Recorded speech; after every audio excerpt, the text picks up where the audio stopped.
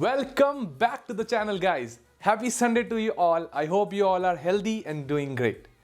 So I welcome you all to this another in-depth guide video, which is going to be all about pronunciation.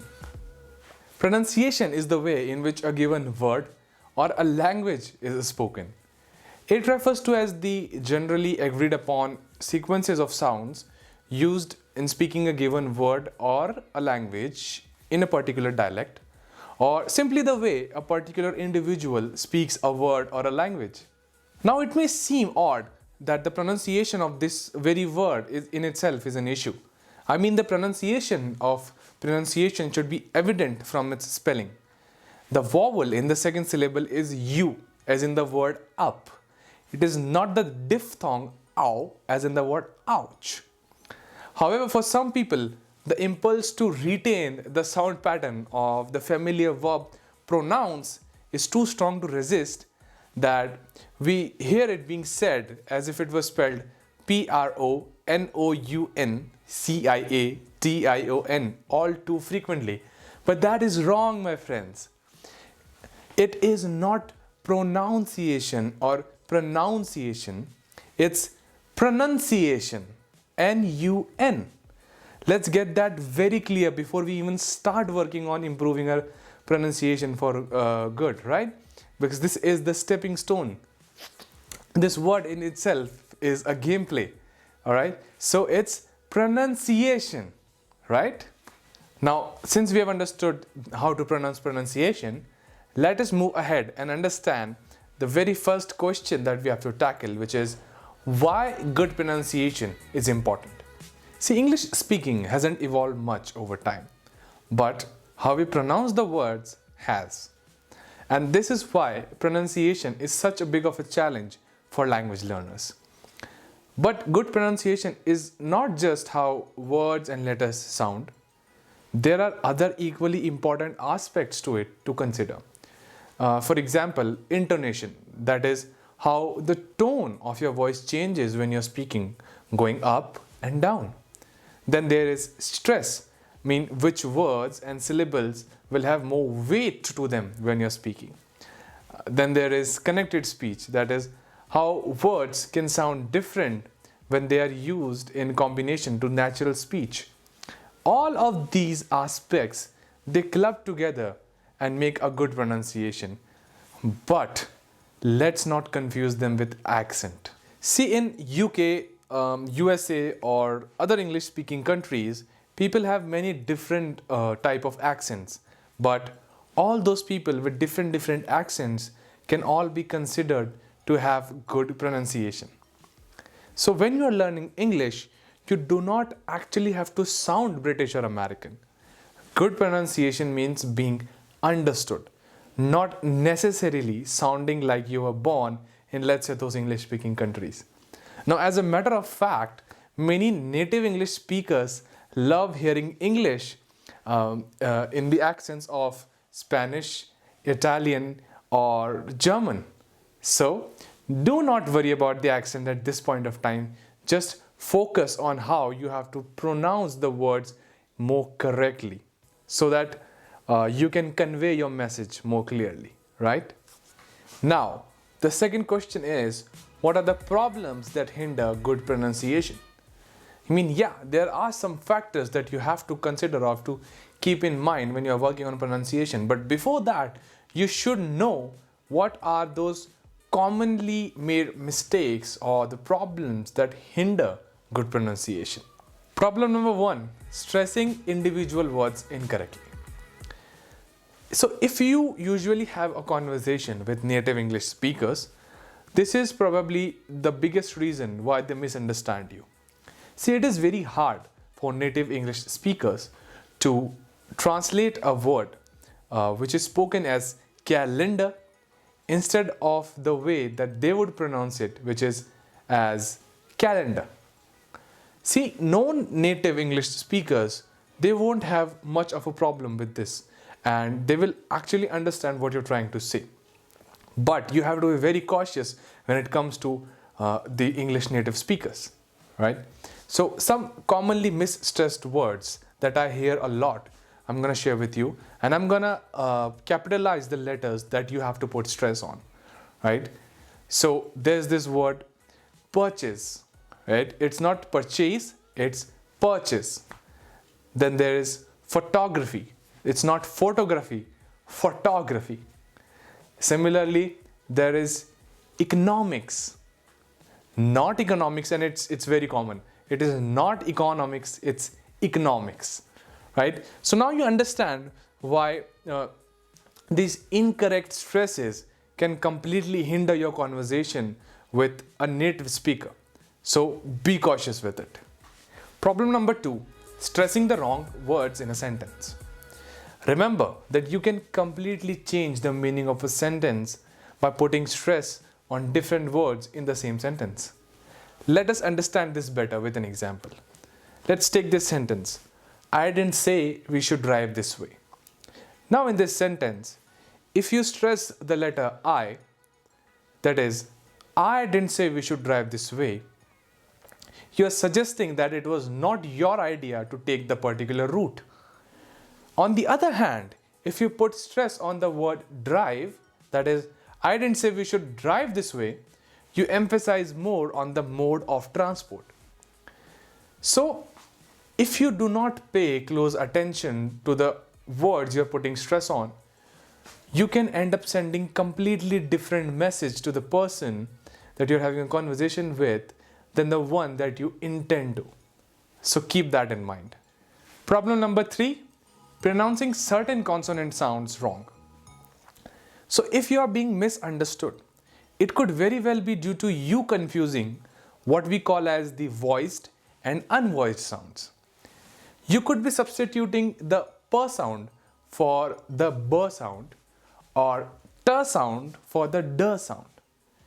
It is very easy to confuse between them because the only difference between these sounds is that whether or not you are using your voice to produce them. So if you are not careful, you could make mistakes like saying tuck for duck or pay for bay. So pay close attention to the consonant sounds.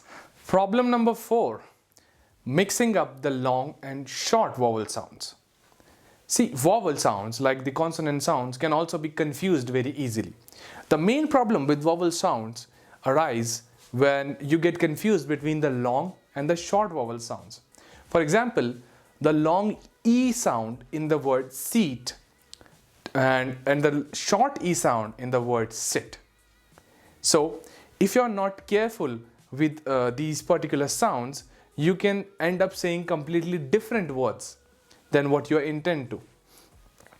So, if you are doing this in a conversation, not only it looks bad, but it also forces people to draw much more from the context of the conversation than the speech itself. Alright, so be careful with that. And problem number 5, forgetting to finish your words.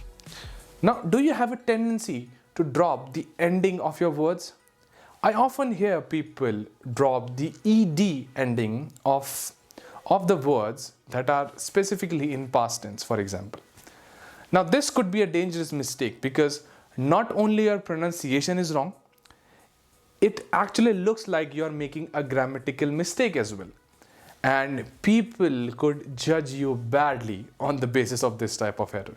So please try to make it a habit and always try to speak complete words, right? So now that we are done with understanding the problems that hinder good pronunciation, how can you actually improve your pronunciation so that people from all across the globe can actually understand you even if you retain your native accent? I know I bombarded you with information as of now, it's been a lot, but bring back your smile, people, because your tipster has got you covered with these 7 top tips for you to practice and perfect your pronunciation. Tip number 1, listen. Listening to the examples of authentic speech is the most obvious way of improving your own pronunciation. And there are a couple of ways you can do this, right? You can actually start by watching a film in its original version. Yes, enough of those dubbed versions, just throw them out of the window. Use subtitles if you want, but watch the film in its original version. Or you can listen to an English podcast about a topic that is of your interest. Even better, you can listen to your favorite music and try to actually focus on the intonation that the people are using. You can add to this by shadowing. Now, shadowing means listening to a short sentence or a phrase and then repeating it afterwards, trying to imitate the sounds, the intonation, and the word stresses that are being used, and observing how your tongue and your mouth moves when you practice them. That's so simple, right? Tip number 2, get physical. See, pronunciation is a physical skill. You're teaching your mouth new ways to move and use different muscles. Now, different languages have different sounds and our mouth adapts to those sounds. Some sounds are physically very difficult for us to make since they do not exist in our native language. So it is more or less like learning a new sport or a new dance move for that matter. The more you practice, the better you get at it. So for example, people actually find it really difficult to distinguish between the b and v sound. So when you're making the b sound, both of your lips are coming together and they're joining together, and then you let go of them to make the b sound. B, b. Similarly, in v sound, what you're trying to do is you're bringing your upper teeth to your lower lip and then you let go of them. V, v. So the key here is to practice each and every sound individually, separately, and getting good at it by practice. Try saying, I would like a very big beverage, please. Makes sense? Tip number 3, pay attention to intonation and stress.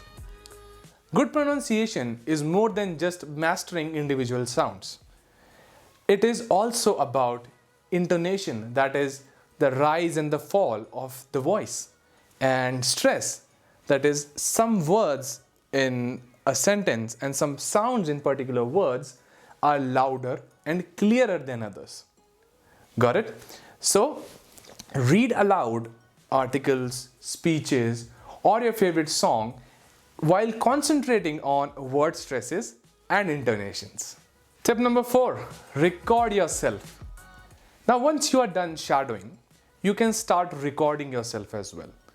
You know, when you are trying to repeat a short sentence or a phrase that you listen to, or doing a particularly longer task from, let's say, a course book or describing a picture, for example.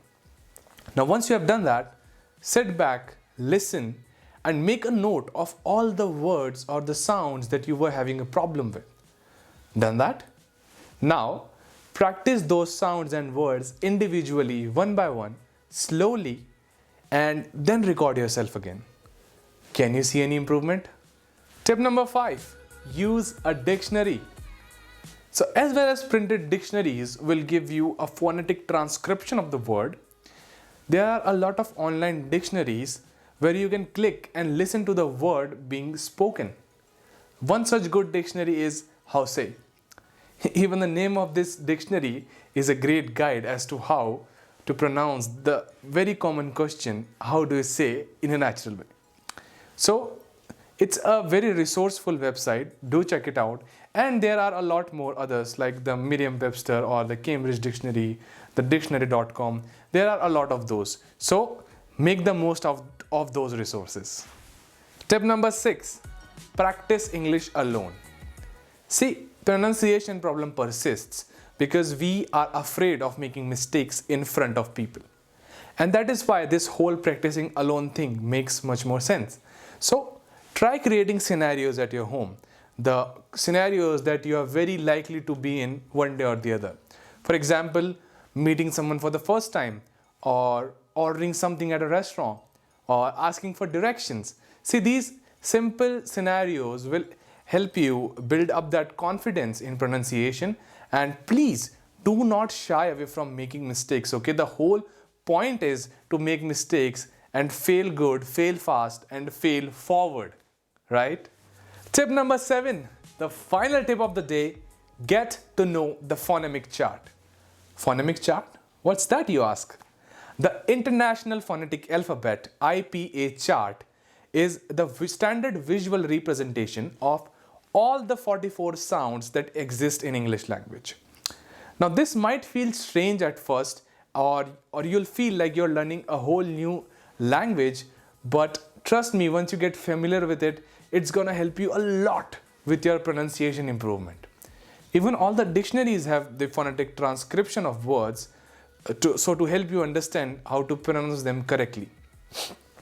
And this is particularly very important with English because, as we have already seen, the spellings in English do not always correspond with pronunciation.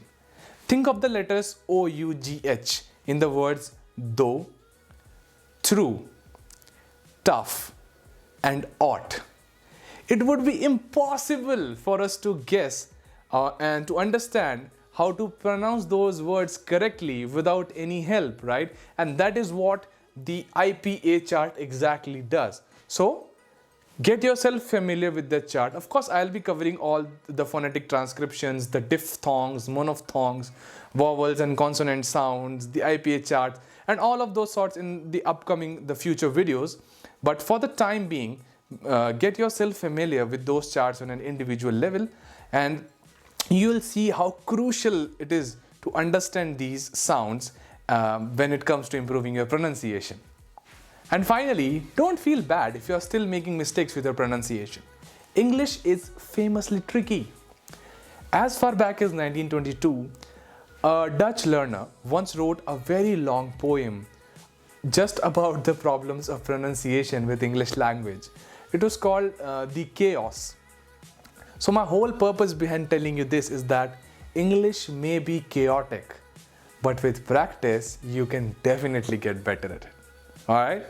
So with that, I conclude this in-depth guide for you all. I hope it was worthwhile your time.